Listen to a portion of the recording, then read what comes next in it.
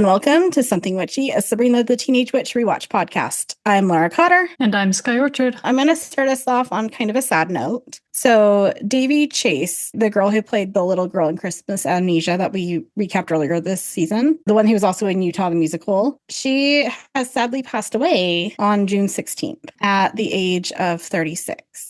I don't know if we know why. I heard it was complications to meningitis. Oh, that's a rough way. That's hard. So our thoughts are with her family and friends. Obviously, it's especially horrific when it's somebody so young. Mm-hmm. And obviously, her role on Sabrina is very small compared to her role as Lilo in Lilo and Stitch. And so a lot of people will be more affected by that. But I just want to acknowledge her passing and say that we are very deeply sorry to hear about it. I don't really know how to segue gracefully from something very sad and serious. I don't think there is a graceful segue. We're just going to do what we do best on this podcast and barrel ahead.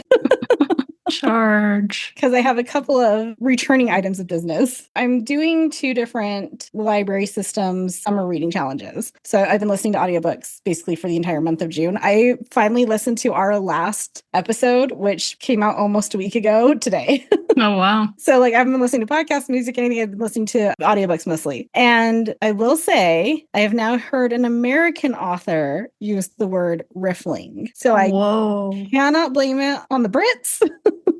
The Brits brought it over, though. I think I have to admit that it's a real word and just accept it. Additionally, my parents were over last night. We're sitting on my balcony, I was telling them all about my plants and about what's eating my pepper plants and telling my dad about the aphid I saw. My dad's like, aphids are really small. And I had still the dead one on my patio table. And I was like, no, look, it's big. He's like, that's not an aphid. I looked it up. It wasn't an aphid. It was katydid. It was a baby katydid. So I killed Jenny. You're the reason Jenny's gone. I murdered Jenny the katydid. I'm so sorry. But also was eating my pepper plant. So I'm not really that sorry. Wow. So I still made that Sabrina related, though. Sure did. That's my news. What's going on with you? My bug corner. I'm going to spray those wasps we talked about. I've noticed there's even more than I thought, so it's time. So after we record, I'm going to put on my layers and do it. But I noticed, because I haven't been keeping the bird feeder your parents got me completely full, there is now a wasp nest at the very tippy top. So Burn it. I'm not quite sure how I'm going to rescue the bird feeder, but I'm going to try for Pam and Bill. No, you just got to burn it to the ground. I'm sorry. My mom will get you a new one. I'll tell her it's the birthday present she needs to get you. So that was a fun discovery. While I was working today, I looked up and was like, there's a shadow in the bird feeder. Why are the birds not eating the wasps? If they're hungry, there's no food for them. Go eat the wasps. Because the wasps are smart and at the very tippy top. Did you know that the Backstreet Boys made a special song called Bottle Up for the Paw Patrol Dino movie that's releasing? And so every time I go to watch Sabrina, I get to see a little animated music video of these dogs, animated dogs, dancing with the Backstreet Boys. I'm not sure where to start in my questions on this. So Paw Patrol and dinosaurs? Yeah, so Paw Patrol has a new dino movie coming out. Is it a Jurassic Park situation? I don't think the pups have to save the day from the dinos. I think the pups are partnering up with the dinos to save the day. Okay. But I could be wrong. Okay, so Dino Police. Backstreet Boys did a song. I will accept that because NSYNC did a song for Trolls, I'm pretty sure. So, fine. Why is it called Bottle Up? I wish I could tell you. What are some of those lyrics? I'm assuming it's got to be bottling up feelings and maybe don't do that. But it definitely sounds like a drinking song. Sounds like a Pitbull song. Okay, ready for this? Mm-hmm. Something about you got me, like lightning struck my body. Tell the room, get out of the way. We are made of broken pieces. That's how the love gets in. You're under my skin. Wait, no, what? What? No, this is a children's show. Are the Paw Patrols hooking up? And even if you could stop it, I would change exactly nothing. Not a word that I could say. It's some higher power. You make me feel like I've got everything. It's something that you bring, and I can't stop time, but tonight it's for life. Take this moment and bottle up this feeling. Take this moment and bottle up this feeling, and it just keeps going. No. Do you think Backstreet Boys will perform it when I go see them at the Sphere? Oh, you never know. I don't like this. But now on this episode, I have to remember to do our Instagram music to this song. Here, I'm going to send you the very dramatic cover photo here. What?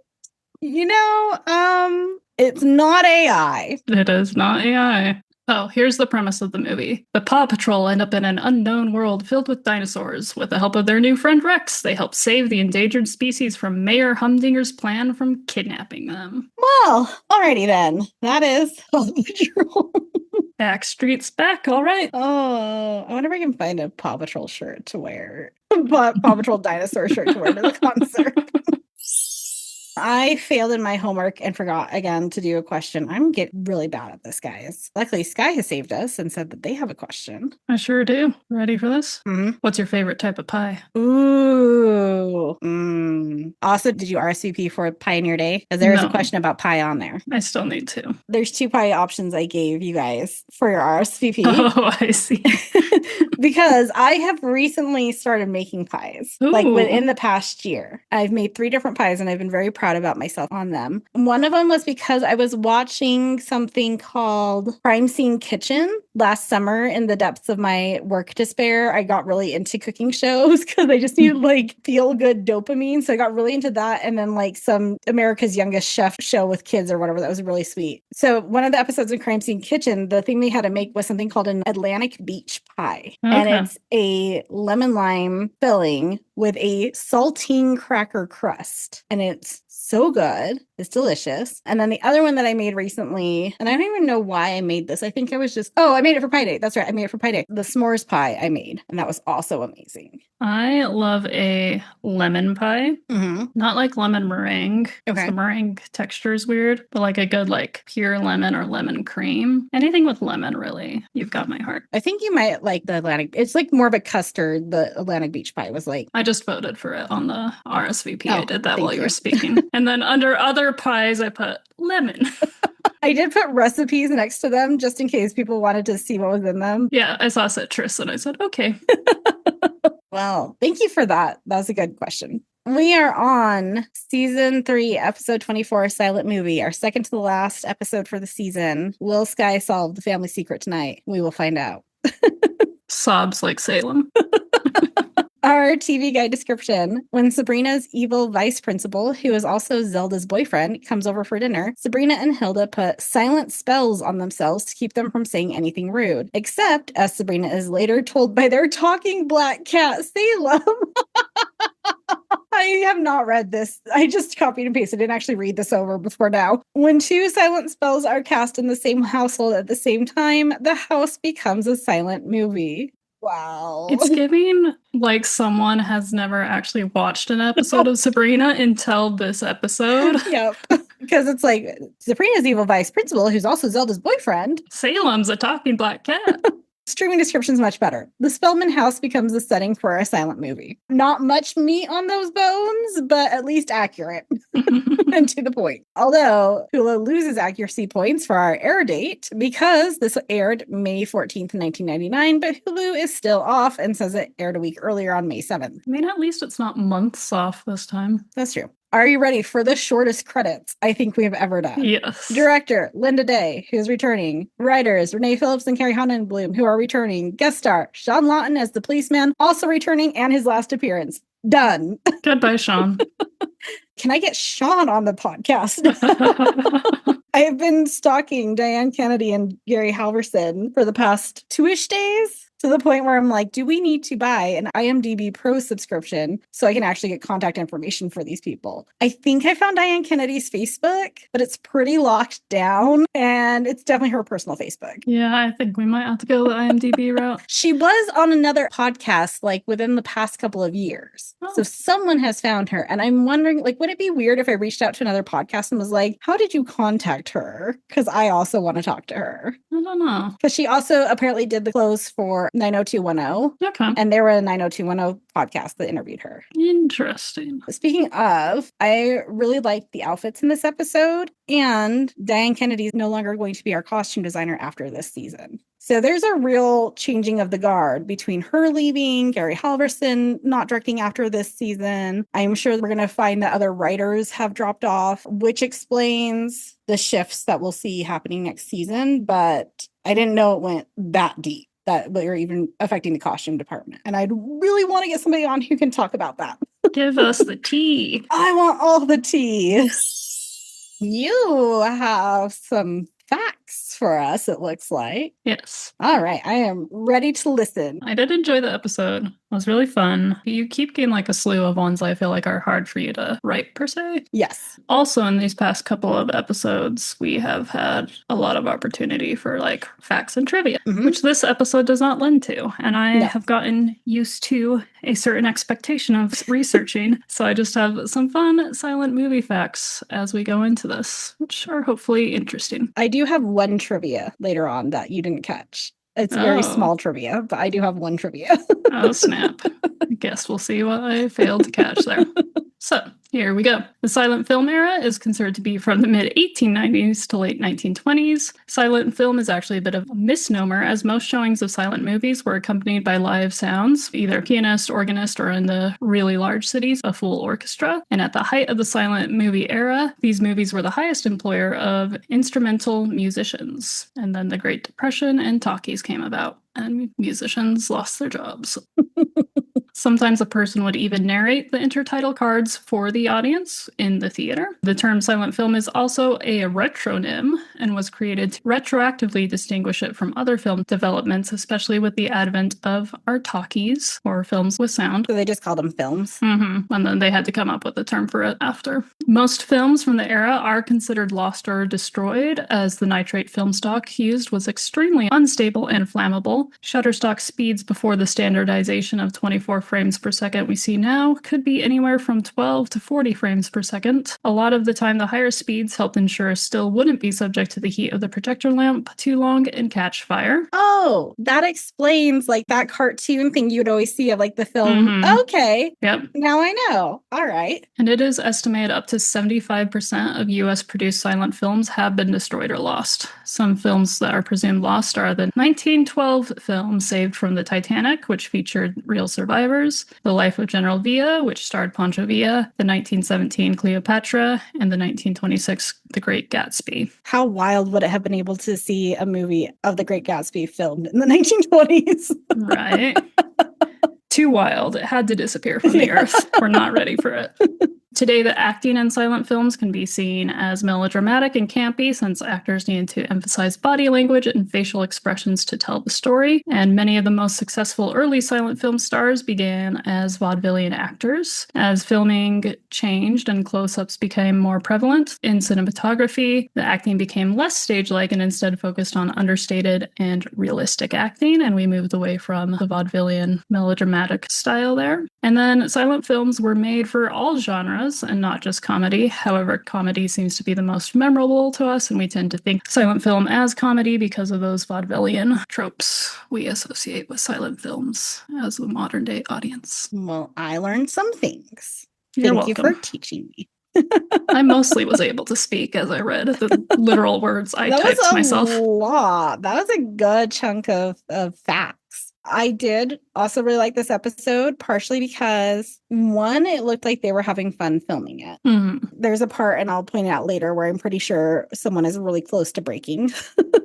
And then it was also just so unique. Like, I can't think of another show from this time period that did a silent movie or did something similar to this. I feel like it's just a really unique storytelling device.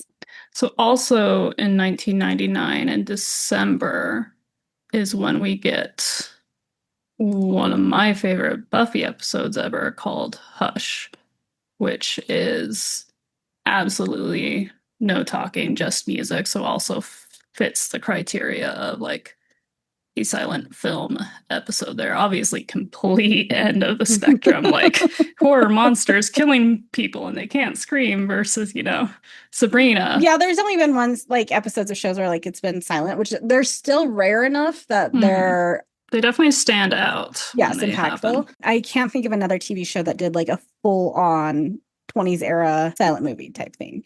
Good episode. I do have a couple complaints, but not very many. So this should be a short podcast episode.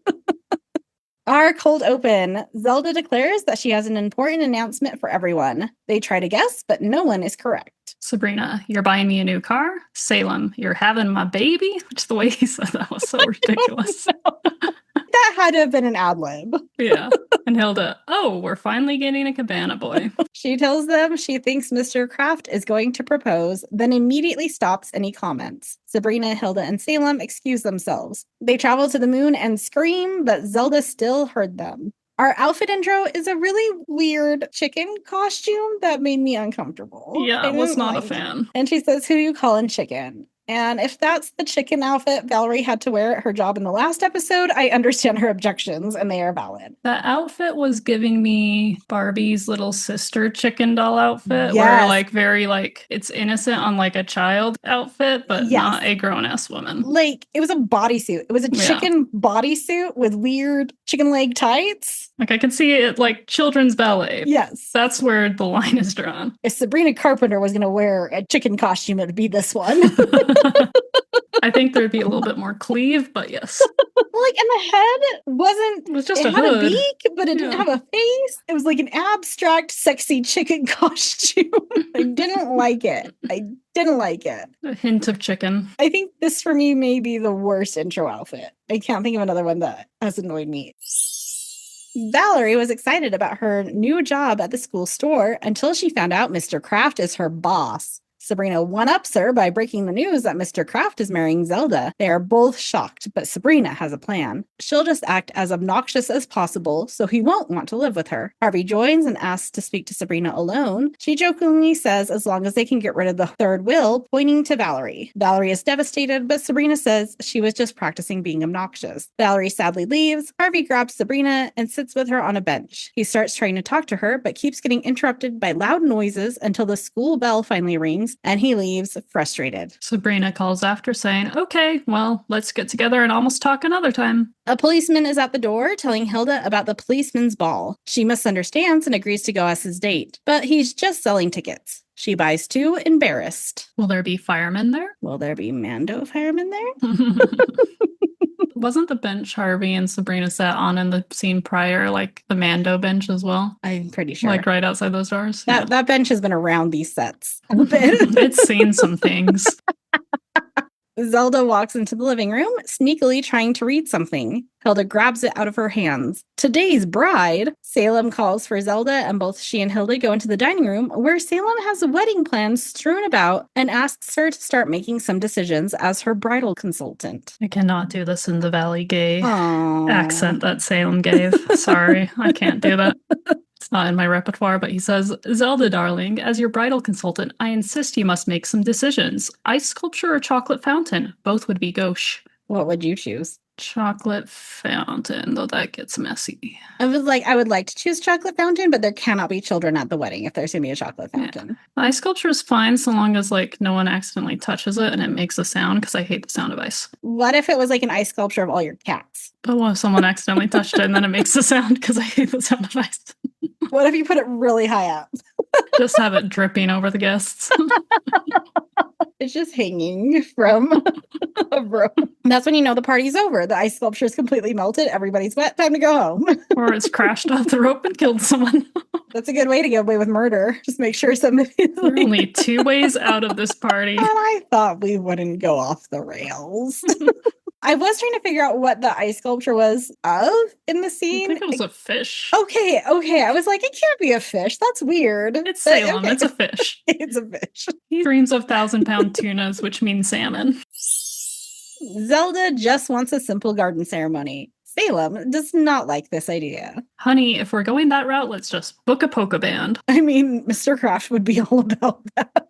He would love that. And I think Zelda would be too, to be honest. Hilda points out that Mr. Kraft hasn't even asked Zelda to marry him yet, and Mr. Kraft is still in love with Hilda. Zelda follows up with a third fact. Hilda is nuts. She's nutrageous. That's an outrageous statement. Sabrina interrupts Valerie, selling Libby a notebook, to ask if she knows what Harvey was going to tell her. Libby says, do you mind? I need a notebook that doesn't clash with my sweater. I liked Libby's outfits. I liked Valerie's outfit. It was all very nostalgic in a way that I was like, oh, I want to wear that today. Not like, oh, I can't believe I ever wore that. And it was kind of all color-coded the same. Like when we get to the dinner scene, everybody's in blues and greens, which was nice. Valerie hands over the notebook, and Libby gives a fake sob story about why she can't pay. I hate to ask you this, but could I pay you later? I spent all my allowance on my cousin's prosthetic leg. Valerie stupidly accepts an IOU. Sabrina points out that this is a bad idea, and they overhear Libby just a little ways down the hall saying that Valerie bought her story. Mr. Kraft comes down the hall to Sabrina's disappointment. She wishes Zelda realized what a villain he is. Valerie says, I know, I get woozy every time he heads my way. Is he heading my way? He's on his way to them, so it's time for Sabrina to act obnoxious. Mr. Kraft has a box of used computer science books from the 50s for Valerie to sell. Sabrina offers a lame, yeah, you in what army? Mr. Kraft, unaffected, walks away. Sabrina admits that was stupid, and Valerie helpfully offers that maybe he doesn't want to live with an idiot.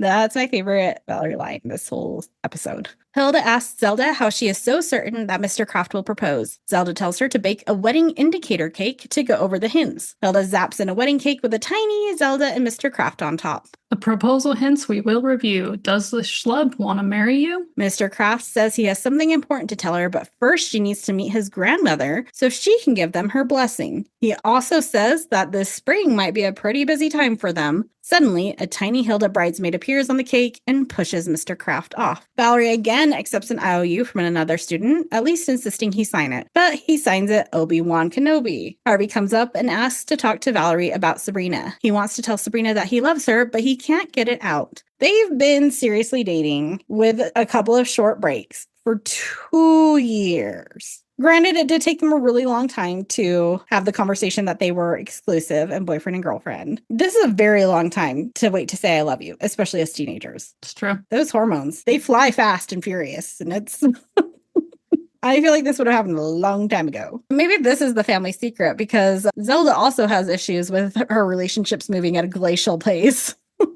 Harvey is worried, though, that she won't say it back. The bell rings, and he swears Valerie to secrecy. Valerie immediately tells Sabrina about Harvey wanting to say I love you at lunch. Sabrina freaks out. Harvey loves me? Harvey Kinkle loves me? It sounds better without the kinkle, doesn't it? And of course she'll say it back. Valerie walks down the hall with Harvey, assuring him that Sabrina will say it back. He says he'll tell her this Friday. We see a poster that says ban the butt with a very sad cartoon cigarette butt. Did it kind of look like it was kind of bent even, so it looked like it was almost in the shape of a butt? It could have been shaped better, but yes, it had a little butt divot in it. Valerie then tells Sabrina in the hall that he's going to tell her this Friday and reminds Sabrina that she doesn't know anything. Mr. Kraft walks up behind them and tells them to go to class. Have I lost my mind, or should you two hens be in class? Which him saying hens is weird. That's not in his lingo. He'd be like gals or something like that. It's a callback to the chicken intro outfit. Oh, that's why they chose the chicken outfit. He walks away without Sabrina saying anything obnoxious. She's changed tactics. She's going to find one little thing she can stand about Mr. Kraft, and that will get her through until college. But then they overhear Mr. Kraft yelling at a boy to tuck in his shirt. Valerie points out that at least he doesn't hit, but Mr. Kraft smacks the boy in the head with his detention slip pad, and Mr. Kraft would be fired in 2026. Hilda comes into the kitchen crying out in pain. Ow, ow, ow. Salem says, you mean meow? Haha, a little cat humor. That was so stupid. That's so great. So random. She has a hangnail in her pointing finger, which is literally a nail hanging from her finger. Zelda is relieved that Hilda's magic is out. Mr. Kraft and his grandmother are coming to dinner tonight, and now Hilda can't use her magic to do anything to spoil it. Salem points out she's still got a mouth. They made him extra sassy this episode. Zelda thinks he's going to propose tonight. He said he's bringing a very special box. Hilda under her breath says, probably pine, lined in satin. It would not be lined in anything, Mr. Kraft. Let's be honest. It'd be so cheap. Just a pine box to go in the ground. As Instagram recommended to you, maybe it's just my timeline, the guy who owns a mortuary and he like models with urns. Oh, maybe. And he like walks down with them like on a runway and they're like always like really over the top. You always have to wonder what you did in your algorithm to get to the spot you're at these days. I've also gotten a lot of Catholic nun stuff in the past couple of months. Oh, interesting. I know where that one's coming from. They're like, you are old and not in a relationship. Here's an alternative pathway for you.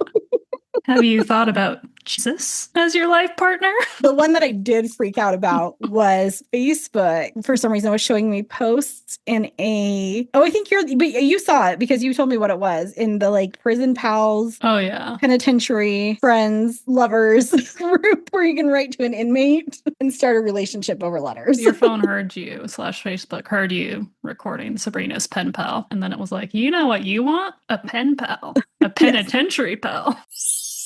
Sabrina still struggles at school to find something to like about Mr. Kraft, but he yells at Valerie to get everyone who wrote an IOU to actually pay, or else it will come out of her paycheck. Valerie starts to cry. Oh, please, save your tears for debtor's prison. Sabrina cringes as Mr. Kraft walks past, admitting that at least he doesn't smell. I doubt that. That man eats some weird things. I feel like there's got to be an odor. Harvey comes up and asks Sabrina out on Friday. She happily says yes, but then Valerie's sobs get louder and Sabrina goes to comfort her. Excuse me, I have to go visit Lake Valerie. Which is kind of a mean thing. Like, Valerie has a legitimate reason to cry this time. Yeah, Sabrina's not a great friend in this one to Valerie again. The third wheel, which was pretty cutting. Yeah. And now Libby's calling Valerie third wheel.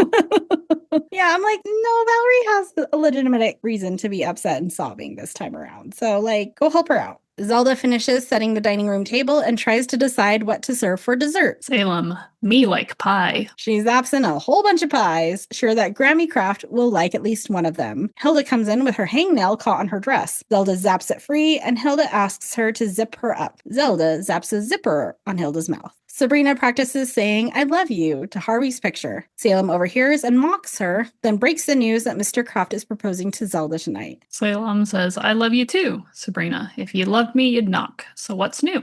Salem, not much. Got a letter from Mom. Killed a plant. Oh, and overheard that Mr. Kraft is asking for Zelda's hand in marriage tonight. Glad Salem's still talking to his mom. Well, we don't know what's in that letter.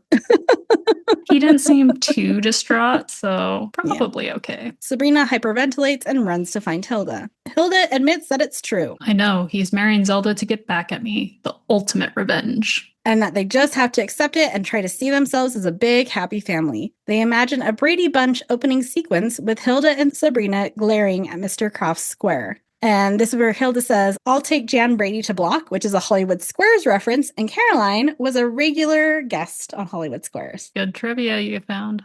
I loved Salem and his little Alice wig. Yes, the Alice wig was amazing. Also, when I was looking up, like, to double check that Caroline was actually on Hollywood Squares and I didn't hallucinate that. Apparently, Caroline's really good friends with Whoopi. Oh. Because they're on Hollywood Squares a bunch together. So there you go. Sabrina can't believe Mr. Kraft is doing this now when she should be so happy looking forward to Friday. Zelda comes in to put flowers on the coffee table. She wants everything to be perfect at dinner. Then Hilda and Sabrina can wheel Grammy Kraft into the new handicapped bathroom she zaps in. Hilda says, you do that for him, and yet I can't have a racquetball court? But also, Hilda, just zap it in. You are a witch. With magic most of the time. Well, I think this goes back to the mortgage thing. When do additions start to... When do they count against your magic allotment for the year that has never come back again? Also, it's kind of hard to like hide a full-size racquetball court in a suburban Massachusetts neighborhood than it is a handicap bathroom. They could have a sub basement below the dungeon. That's a racquetball court. And a pool for the cabana boy. Exactly. Who needs natural light? Who doesn't want an underground cave pool in their house? Then Mr. Kraft will propose and she'll say yes and everything will be wonderful. And we will all live tolerantly ever after. The doorbell rings and Zelda excitedly checks herself in the mirror one more time before answering. Hilda and Sabrina realize they've only been thinking of themselves. Hilda says, well, you're just a teenager and I'm... me. And make a pact not to say a word no matter what Mr. Kraft says. Mr. Kraft comes in and says hello, and both Sabrina and Hilda leave at their breaking point already. Mr. Kraft comes inside alone, noting that it's starting to storm outside. Zelda asks where his grandmother is. Mr. Kraft says she insists on driving herself, despite the legal blindness, and asks if they're still having a family dinner. Zelda assures him they are, and that Hilda and Sabrina just went upstairs to check on their ant farm. Their workers are trying to unionize. Good for those ants. Yeah. Sabrina and Hilda search through the magic book for a way to get through dinner without saying anything rude, but Hilda's magic is still out. Sabrina says, I'd be happy to shut your mouth. And it took me until this moment to realize why Hilda's wearing gloves. to cover her hanging out. There are a lot of things that I'm like, why are we talking about this? Why are we talking about the storm? Why is there a policeman? Why are we weirdly emphasizing that Zelda's putting flowers on the coffee table? There was a lot of that. And then like even the Adam's apple thing, which I didn't even put in here because I was like, that's dumb. I'm not going to talk about that. There's a lot of stuff that I was trying to cut out for ease of writing that I was like, oh, wait, no, this actually plays in later. The writers were plotting ahead. They were extravagantly so. Sabrina casts a mum's the word spell on Hilda, which causes Hilda to only be able to say mum. So nothing unkind can be heard. Just remember, mum's the word. Then Sabrina casts a if you can't say anything nice spell. The book insults her, and she immediately goes mute when she tries to talk back to it. And it like does it in a like Midwesterner accent. Like a Minnesotan, like, shut your pie hole. Yeah. Hi! Again. So many connections in this episode. Too many for my little brain. The spells worked. Everyone, minus Grammy. Okay, for all the things that did make sense, the grandma thing does not make sense why we were talking about it so much, and it does not play into this at all. Does she just like die in the storm since we never see her? Or does she get murdered? Let me do the next one, and then we'll talk about maybe her getting murdered. Everyone minus Grammy is at the dinner table. Mr. Kraft says, no, she's a slow driver, and she's always stopping for hitchhikers when Zelda asks about her. She's legally blind. She stops for hitchhikers. That lady's murdered. 100%. Or she's so distraught that she doesn't get to do her grandson's taxes anymore that she runs out of town. Hold on. Oh, wait. Okay, let me see when he was arrested. Is there an East Coast serial killer you're looking at? Yes. So, Alfred Gaynor. American serial killer from 1995 to 1998. He murdered women in Springfield, Massachusetts. Whoa. Specific age range or just women? It's 20 to 45. So unless she was a real young mom, she might have been out of the age range. But those are just the known murders. True. Could have been a one-off. Mr. Kraft asks Hilda if she's going to finish her potatoes, and she only says mum. To which he says, you're right, they are good. Haven't we had a scene with him before on a date with either Hilda or Zelda where he also eats food off of their plate? When he is living with them, he just takes food off of Sabrina's plate that one time. That's right. So at least it is established character. He wants to steal that food. Zelda tries to get Sabrina to talk about school, but Sabrina just shoves food into her mouth and is saved by the doorbell. Sabrina excuses herself to get it. Mr. Kraft is sure Grammy is going to like Zelda, and he can't wait to get her alone to ask her that question. Hilda rolls her eyes. Harvey is at the front door. He has something to tell her, and it can't wait until Friday. Sabrina tries to stop him, pantomiming that she can't talk, but he doesn't get it and takes her outside. He says, yes, I know my Adam's apple is quivering. And since I did not include that in my notes, the other 2 times it was discussed, you're like, that's a weird thing to say. He starts to talk to her, and Sabrina zaps a pen and pad of paper behind her back, but he takes them away from her. You don't need to take notes. I'll be brief. Finally, he tells her he loves her. Sabrina tries to reciprocate, but can't speak. But she's clearly trying to say something. Harvey just takes this as she doesn't want to say anything to him, though, and he walks away absolutely shattered. Sabrina silently screams. Sabrina walks back into the house and is immediately transported into a silent movie, complete with caption cards. First caption card, have I lost my beloved Harvey? She finds Salem playing the piano. He explains they're in a silent movie. Sabrina peers out the window and sees that outside is still in color. She grabs Salem and takes him outside. Once they step out, they're back in modern clothes and color. Sabrina silently asks for an explanation, still muted by her original spell. Salem explains that when you cast 2 silent spells under one roof, everything under the roof becomes a silent movie. Salem reading her note. Why didn't it kick in when you cast the spells? His answer, because. Sabrina scribbles again, and Salem reads, why am I so worthless? That's just rude.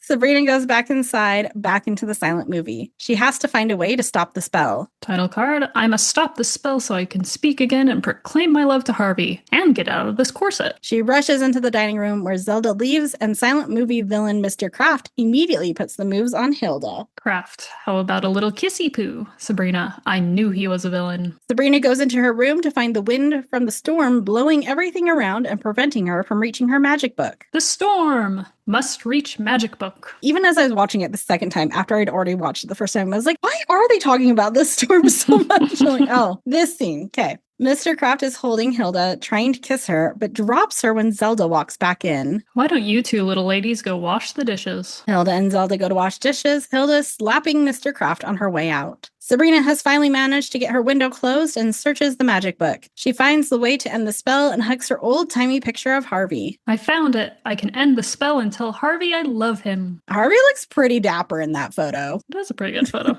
But suddenly, Mr. Kraft appears in her doorway. He grabs the page out of her magic book and rips it into pieces. Sabrina, I'll get it back. Kraft, oh yeah? Sabrina is tied to railroad tracks. She tries screaming for help, but that obviously doesn't work. I guess it's silly to scream in a silent movie. Harvey knocks on the door. Can't find his keys. He tries the door and steps inside, also being transported into the silent movie as a Mountie. Where is my beloved Sabrina? Zelda and Hilda wash dishes. Hilda passes Zelda a dish with "Kraft is evil" spelled out in ketchup. Zelda smashes the plate. Sabrina is still tied to the tracks, but Harvey comes in to save her. Sabrina, I've come to save you. Sabrina tries to say she loves him, but he stops her and leaves to get his horse. Hark, the familiar whinny of my trusted steed, Duke. I was expecting there to be like a Salem joke here with Salem dressed as a horse or something. Valerie also comes to the door, hoping Sabrina knows what she should do about Mr. Kraft. How did she not inform any of her friends about this very important dinner that's happening tonight?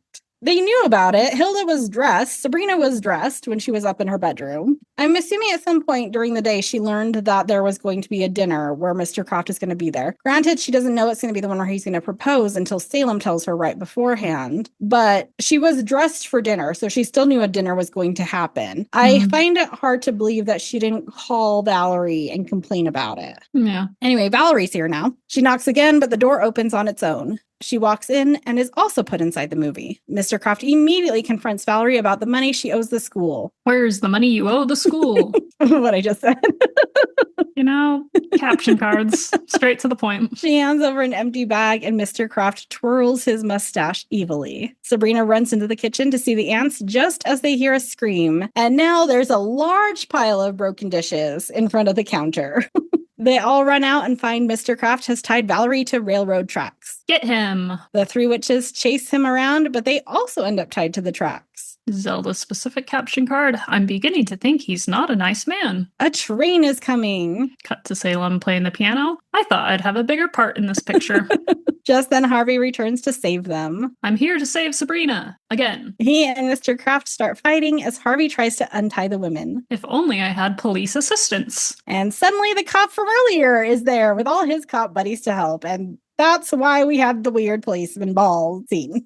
The cops leave and the women are free, but Harvey is tied to the tracks and Mr. Kraft is absconding with Sabrina. The other women go to save her, leaving Harvey alone on the tracks. Valerie, Hilda, and Zelda throw pies at Mr. Kraft, trying to get him to free Sabrina. Bad aim. This is where I'm pretty sure Lindsay's trying not to laugh as they're throwing the pies. I had to pause at one point to write something down, and her face looked very much like she was fighting it back. Finally, one hits him that Harvey throws, having somehow gotten free. I'm blind. Harvey grabs Sabrina and carries her into the living room where they kiss. The spell ends, and everything is back to normal. Harvey starts to tell Sabrina he understands if she doesn't feel the same way about him. Sabrina stops him and says she loves him. Harvey says, cool. Sabrina says, very cool. Now that that's done, Sabrina goes back in the dining room and grabs Hilda and Zelda. And I love that Valerie is just in there eating pie with the aunts and Mr. Kraft. Valerie tries to follow after them, but Mr. Kraft stops her to ask about the IOUs. I'm selling my kidney on eBay. That's the early days of eBay, too. Before you had to go to a black market to just sell outright. I wondered if I could sell my kidney stones to some weirdo on eBay for money. I'm sure. The aunts explain that the movie ended because Sabrina and Harvey kissed. Zelda, Sabrina, a silent movie always ends with a kiss. Hilda, or some wacky outtakes. Zelda, I can't believe I spent half my special evening over gesturing. I really wanted our end tag to be some wacky outtakes. Oh, that's what I expected it to be, because they dropped that line in. It would have been way more fun than the actual end tag. Sabrina apologizes for ruining Zelda's evening, but at least she now knows that Mr. Kraft is really a villain. And Harvey really is a Mountie. It was just a movie. Zelda goes back into the dining room where now both Harvey and Valerie are eating pie with Mr. Kraft. Zelda grabs Mr. Kraft and takes him into the living room to talk. Mr. Kraft and Zelda sit on the couch as Mr. Kraft works up the nerve to ask the question. Zelda stops him and asks him to get down on one knee. Mr. Kraft does so and slowly asks Zelda if she would do his taxes. Zelda is furious. Receipts? I've waited my whole life for this? She grabs the flowers she put out earlier and we get a caption card that says, Crash!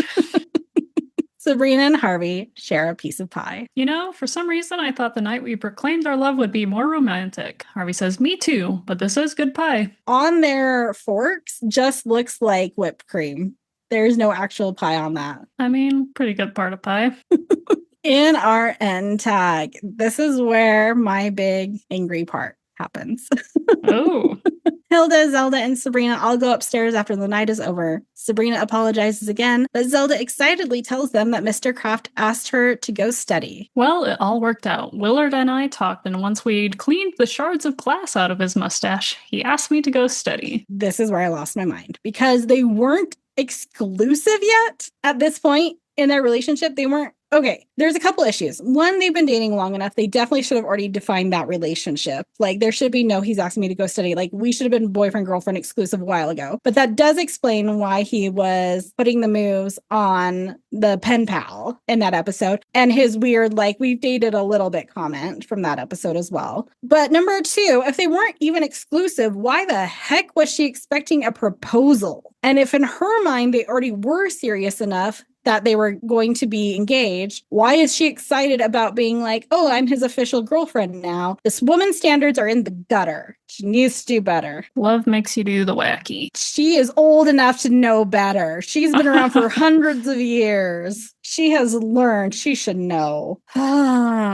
Okay, but everyone squeals at this news. Hilda and Sabrina are happy they're not getting married. The linen closet thunders, and Sabrina opens it. Out comes King Kong's hand holding Fay Ray. It's another family member with a clue to the family secret. Fay Ray is the clue, but they're related to King Kong. Hilda tells Sabrina he's a third cousin with a pituitary problem. Have some little Fay Ray facts before we fully wrap this up here. And two personal connections to it. Oh, okay. So, Fay Ray lived from 1907 to 2004 and was a Canadian-American actress best known for starring as Anne Darrow in the 1933 film King Kong. Through an acting career that spanned nearly 6 decades, Ray attained international recognition as an actress in horror films. She was dubbed the first Scream Queen. Now, Ray was born on a ranch near Cardston, Alberta, to parents who were members of the Church of Jesus Christ of Latter-day Saints. They had 6 children, and she was a granddaughter of LDS pioneer Daniel Webster Jones, and her family returned to the United States a few years after she was born. They moved to Salt Lake City in 1912 and eventually relocated to Hollywood, where she attended Hollywood High School for starting her acting career. So Utah connection there. But then, family history fun time,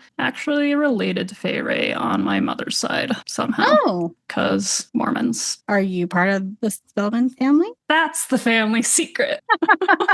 Sabrina excitedly puts together the clues for family, but realizes it gives her no real answers. So I've got Fay, a picture of me, and a picture of Robert E. Lee. Fay Me Lee. Family. So the Spellman family secret is about the Spellman family. I got nothing. Fay and Kong leave with Salem, who yells for them to call for the Air Force. Any last thoughts, Skye? Why did we need to have Grammy in this? I don't know. Approval for Zelda to do his taxes? But then why did he ask her before Grammy was there? And like, I understand just saying he has something special to ask her is maybe not enough of a hint in and of itself, but we could have said like, it's going to be really expensive or something, or like something about ring or something. Like there could have been another way to do it. The Grammy stuff was a complete red herring. It did nothing. It contributed nothing, resulted in nothing, especially with everything else being so specific and like coming back, like even the flowers. I'm wondering if there was part of it that got cut out or something. Maybe. Maybe his grandmother is Fay Ray. Oh, or the cousin with the pituitary gland. And so Zelda should really not be getting married to Kraft. Third cousins are okay. You're fine. So my issues are Zelda needs to have higher standards for her relationships. Sabrina's relationships also move at a snail's pace because she clearly does not have good relationship role models in her life. And Grammy was unnecessary. All right, what's your new title for this one, Skye? I came up with a question for this week and not a title. I was worried you were going to tell me I had to come up with a title. I'll be nice. I mean, silent movie fits, and it does. Yeah. I was trying to think of any super famous silent movie titles, but there's not we necessarily don't know because they're all destroyed. Yeah, they're all gone. And so we'll never know. What is your guess for the family secret? This is your last chance before the next episode. Oh my gosh, it is. Next week we'll know. Wow, what a time. End of an era. Well, I'm beginning to think it's not physical. Okay. Is it spiritual? Metaphysical? Vibes? Well, you sort of poo-pooed my surgery thing. So, hard time believing it's physical. It could be physical. Oh, yeah? I honestly don't know how to qualify what it actually is. So, it wouldn't be valid for the 20 questions game? Person, place, or thing? I don't want to answer that. Person? I'm not answering any of place. Leaning in to try and see your eyeballs. Thing. Rock. Mineral. Vegetable. It's a vegetable. Oh, it's a vegetable. And then there's the whole good and bad parts to all of us, which I don't know if I need to be focusing more on or if that's letting my brain get distracted from. I don't know if that would help or hurt. It makes sense once you know what it is. You're like, oh, it's obvious once you know what it is, why that clue is what it is. But it's been so long since I didn't know what the family secret was. Bragging away. I was 13. A wee little babe. Oh no, I was still 12 at this point in 1999. To be young and innocent and not have to worry about family secrets. You just get the pride of knowing you solved it before Sabrina if you guess it. I might not have any pride left. I think about this daily. It's sad. I'm a grown-ass adult thinking about these clues. I mean, you think about it more than Sabrina does. That's true. Where's my prize? You've definitely already solved more than her because she stopped at family and you got the is born with a. So you already have more than her. Do I become an honorary spellman because of my work this past season? Do I get my witch's license? I don't know if you're going to want to be one after you find out what the secret is. Because are they born with a person, place, or a thing, Laura? Not telling you. Rude. Well, if I think of anything before we record, I will write them out in the Discord for proof that I thought of them. Just start posting stuff on our Instagram stories because other people will take pity on you and give you clues and I will not. I'll start playing the 20 question games in our Insta stories. Is the family secret a person, place, or thing? No, I don't even want to. I'm not going to comment any further on that. All right. Our next episode is season 3, episode 25, the season finale. We find out the family secret. It is the good, the bad, and the luau. What do you think it's about, Skye? So they're going to have a family party, the luau, if you will. Obviously, one of the family members is going to be there to give her the final clue. The secret that we've been waiting for. And I think the good and the bad probably refers to both the family members, but also that final clue and the final good and bad parts of all of us. And it will all finally make sense. That is a very solid guess. More solid than you know it is. I will say, we get a Harvey Salem storyline that is the best thing in the world. Oh. It makes up for the anger you'll feel, I think, about the family secret. You think? Are you ready for our friendship to potentially end? I hope, because it's just the cutest. Well, you need to join us next time so you can see if Skye's head has actually exploded and if they are rage quitting this podcast. Please like, share, rate, and subscribe to this podcast. You can email us at somethingwitchypod@gmail.com. You can follow us on Instagram at somethingwitchypod to maybe help give Skye clues. Although by the time this releases, I think we'll have already watched this episode, so that won't be helpful. Never mind. Until next time. Stay magical.